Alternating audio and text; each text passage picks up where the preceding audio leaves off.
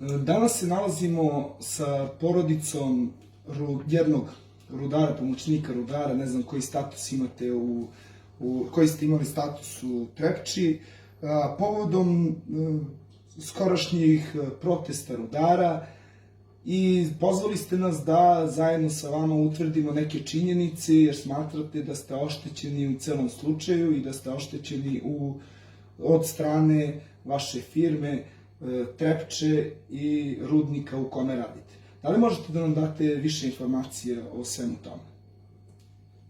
Evo ovako, ja sam Goran Babić, kao što rekao ste. Ovaj problem je taj što sam imao kičmu, operaciju kičme, dakle 2019. godine. Radio sam u rudniku Crnac, vozač dizel opreme, to jest Wagnera. Znači skoro 10 godina koliko. Posle operacije kičme sam 2,5 godina bio na pauzi. Lečenje, što u Beogradu, što banjsko lečenje, centar u Mitrovici, kontrole po Beogradu, svašta nešto. I onda Izvinite, za vreme te pauze, jer ste bili plaćeni, imali ste neko osiguranje zdravstveno i da li vam je išao staž kao bolovanje ili ste samo primali minimalac? Pa bilo je nešto plaćeno, sad da tačno koliko meseci je bilo plaćeno, 4, ja mislim koliko je bilo, preko toga poslije ništa nije bilo plaćeno. Znači od 30 meseci samo 4 meseca je plaćeno. Bio sam na čekanju. A što znači to na čekanju? Objasnite. Čekanje to je kada jeste na spisku, u stvari niste na spisku. Znači imate 50 € samo, umjesto cijelu platu kako sleduje. Znači imate 50 € i to je to. A kolika je plata kad radite? Pa plata je bila, zavisi sa 600 €, 680, kako kaže, zavisi do mjeseca kako se ostvari plan i kako se, koja je cena, šta je rad, ostvari reći.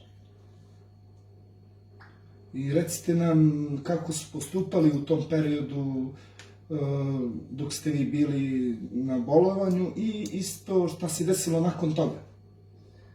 Pa postupanje, šta znam, niko ništa nije pitao. A nakon? Nigde sam, ni šta je, šta treba, kako treba nešto, ili to što su pomogli, što su dali stvari tih 4 meseca plate, to su davali, posle toga prekid i više niko ništa mene niti pitao, niti šta dolaze, kod da mi pitao gde, šta je, kako je, može nešto, treba nešto, znači. Da li vam je isplaćeno neko osiguranje, s obzirom da li imaju radnici rudnika osiguranje, doprinose, staž i sve ostalo? Znači, meni se računa da imam osiguranje, imam radni staž. Da li se to uplaćuje ili ne, ja to ne znam stvarno, ali ne plaćam lekarske preglede, recimo, što računam da je plaćeno socijalno osiguranje, jer obično, znači, zna se ako plaćam ja sam bolnicu, onda nije plaćeno, pa što nisam plaćao, bio sam o trošku, znači, na knjižicu, onda računam da plaćaju to. Ne znam koliko, kako.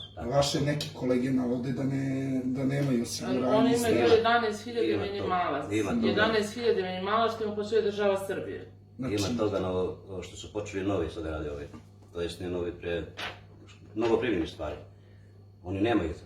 Koliko, na primjer, godina rade, a da nemaju to, pošto sam ja na protestu čuo da čovek radi 9 godina i da nema 9 godina plaćen doprinose ni u Kosovu, ni u Srbiji. Nemaju. Znači oni nemaju. Nemaju ni socijalno, nemaju ni radni staž, nemaju ništa, znači radi samo... Znači rade na crno, bukvalno... Samo su poluplatu. I bukvalno na crno. Tako mu dođe. Ovde imamo jedan period, znači od 2019. rekli ste 2,5 godine bolovanja i nakon toga šta se desilo? S obzirom da imamo jedan period do 2020. godine, više od godinu dana koji, da li ste vi radili za taj period ili su vas premestili na neko drugo radno mesto i da li ste bili u funkciji da možete da obavljate posao? On je izašao na neku komisiju marca 2021. Vi imate tu papire, tako sve? Gde je IKA komisija zahtevala promenu radnog mesta, to jest na lakše radno mesto. Ja sam dobio to promenu radnog mesta. Zbog operacije kičme? Zbog operacije kičme dobio sam promenu radnog mesta u potpisu od doktora Galjka i još dvoje članova u stvari. IKA komisije. IKA komisije, koji je još bio članova IKA komisije, ne znam. Dakle, dobio sam te papire. Sa tim papirom sam se javio gore. Prvo je bilo nemamo gde, nemamo šta, nemamo gde, dobro. Pa su onda našli rješenje. Naše rješenje je prebacili su me u Crnac, gore u garderobu. Gore sam počeo negde oko septembru, oko 1. septembra, ali 4. nebitno, do sada ovog 1. jula. Dobro, recite mi, kako je vaša situacija ekonomska, porodična?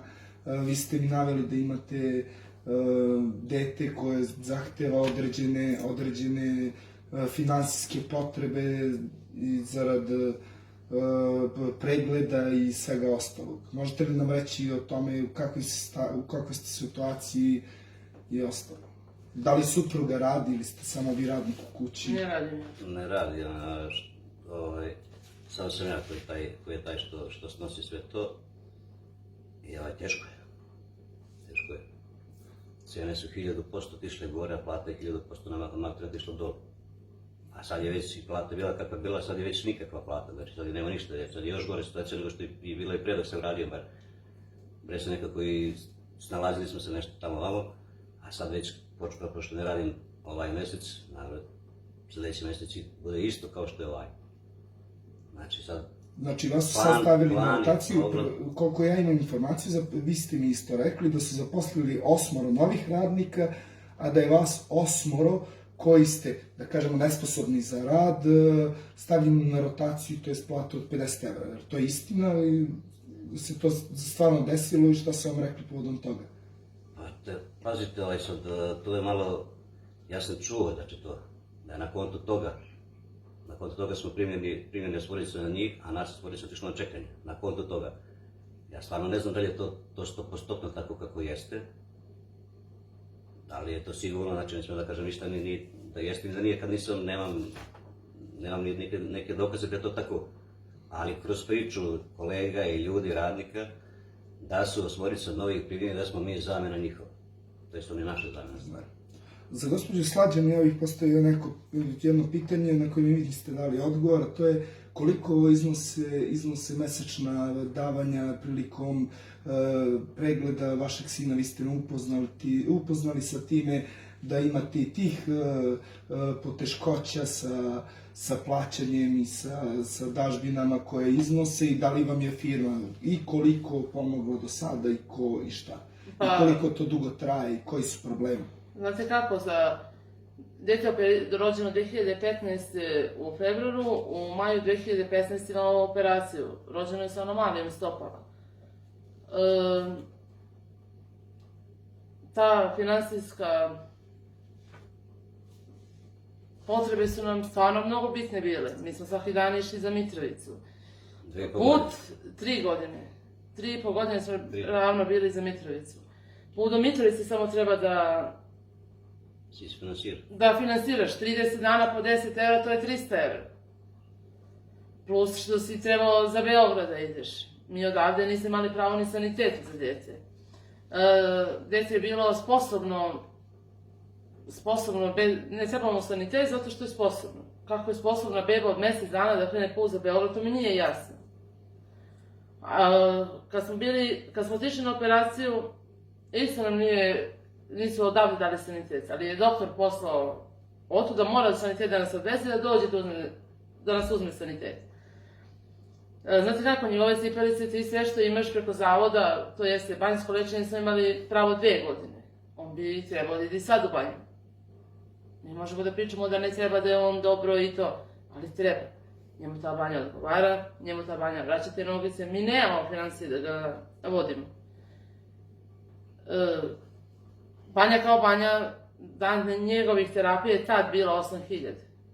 Sad ne znam koliko je. Mi nismo mogućnosti to da priuštimo sad, pogotovo zato što on ima i kredit. On je kredit uzeo 8.000 evra da bi lečili to dete. U kreditu sam to koje dete došlo na svijet. I pre toga, zato što sam ja trudnoću vodila u Beogradu i sve sam morala tamo da ide. Kolika je mesečna rata za kredit? 198 evra. Je li tako? Znači otprilike 200 eura, a vi sada imate platu za celu kuću koliko? 50 evra. Šta biste vi poručili svojim nadređenima i šta biste ih zamolili pre svega kako biste poboljšali svoj status? Pa, Evo, recimo kako. Ja sam, da sam sposoban kao što nisam, dakle, trenutno ja jesam sposoban. Vi ste u suštini invalid rada, zbog vašeg ali posla sam ste... zbog situacije kakva jeste, dakle, ja sad pričam onako opštim jezikom. Mora da se napravi neki program da se gore, da se vide ljudi koji su malo sposobni da idu na čekanje, zato što taj koji je malo jači od mene, recimo može do danas dode da iskopa kanalče negde, može da ode da otvari kamion drva, da se radi neki 20-30 evra, da bi kupio sutak hleba, ja to ne mogu.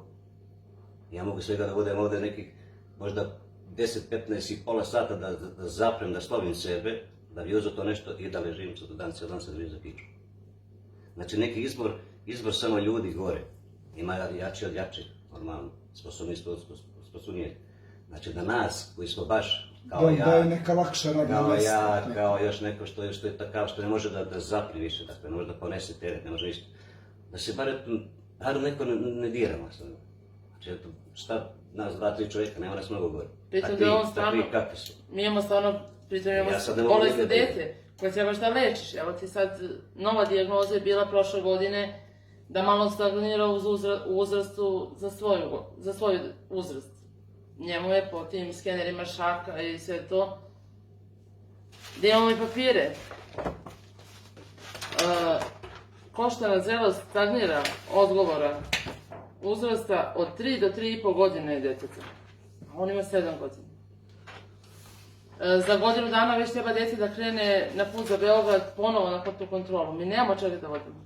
Mi ovo što smo radili u Novom Pazaru nas košta 25.000 dinara. Mi već trebamo sad u avgustu da ponovo to odradimo. Da bi krenuli da se to odradi desetom. Mi ne možemo. Ne možemo iz razloga što imate antivirus cipelice koje nam je pomogao sindikat u Zvečanu, ne sindikat Leposavić, pošto on ima i ovdje sindikat, moram da se ogradim.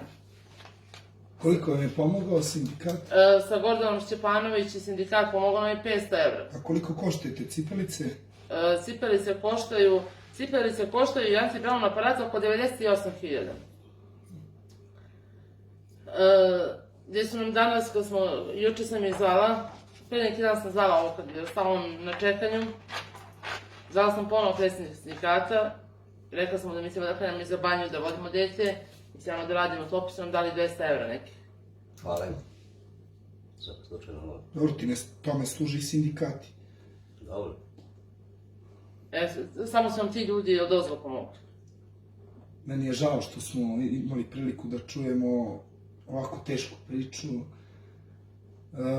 Jedino što mogu da vam kažem, da ćemo se potruditi da se izborimo za vaša osnovna prava, jer koliko sam shvatio, gospodin Goran je upravo invalid rada u rudniku i da je, ja kažem, prostim jezikom, kičma upravo slomljena u tom rudniku. Želim vam da ostanete uspravljene glave i, kako rudari kažu, srećni. Srećno. Hvala. Hvala vam.